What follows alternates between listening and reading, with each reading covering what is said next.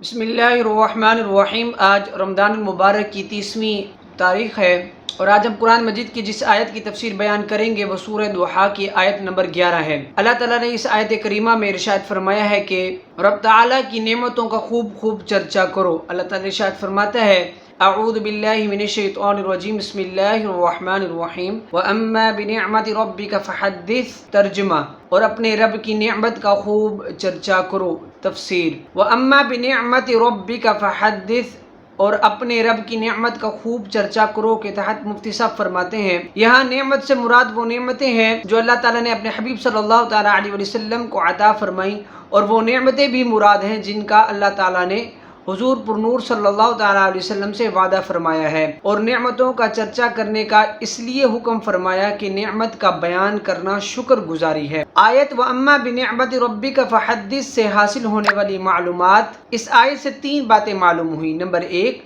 مسلمانوں کو اپنی صورت و سیرت اسلامی رکھنی چاہیے کہ اس میں اللہ تعالیٰ کی عظیم نعمت یعنی اسلام کا اظہار ہے۔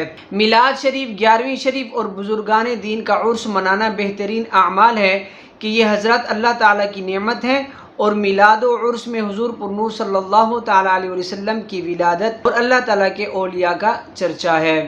نمبر 3، حضور اقدس صلی اللہ تعالیٰ علیہ وسلم کی نعت گوئی بہترین عبادت ہے کہ حضور پر نور صلی اللہ تعالیٰ علیہ وسلم کے مبارک اوصاف ہمارے لیے بھی اللہ تعالیٰ کی نعمتیں ہیں، کیونکہ حضور انور صلی اللہ تعالیٰ علیہ وسلم کی شان کی بلندی سے امت کی شان بھی بلند ہوتی ہے، تو سرکار دو عالم صلی اللہ تعالیٰ علیہ وسلم کے اوصاف و کمالات کا ذکر کرنا اللہ تعالیٰ کی نعمتوں کا چرچا کرنا ہے۔ یہ تھی قرآن مجید کی آیت کی تفسیر جس میں بیان کیا گیا کہ اللہ تعالیٰ کی دی ہوئی نعمتوں کا خوب چرچا کیا جائے۔ اب یہاں ہم ایک فرمان مصطفیٰ صلی اللہ تعالیٰ علیہ وسلم بھی بیان کرتے ہیں۔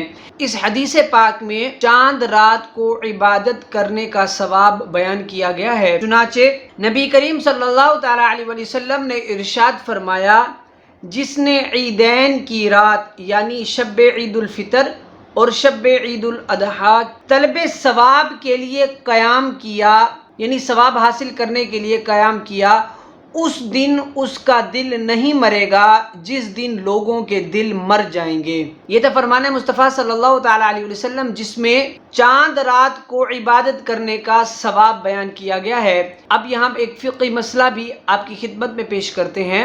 سوال، جو رمضان المبارک کے روزے رکھنے کی وجہ سے کسی مسلمان کو برا بھلا کہے اس کے لیے کیا حکم ہے؟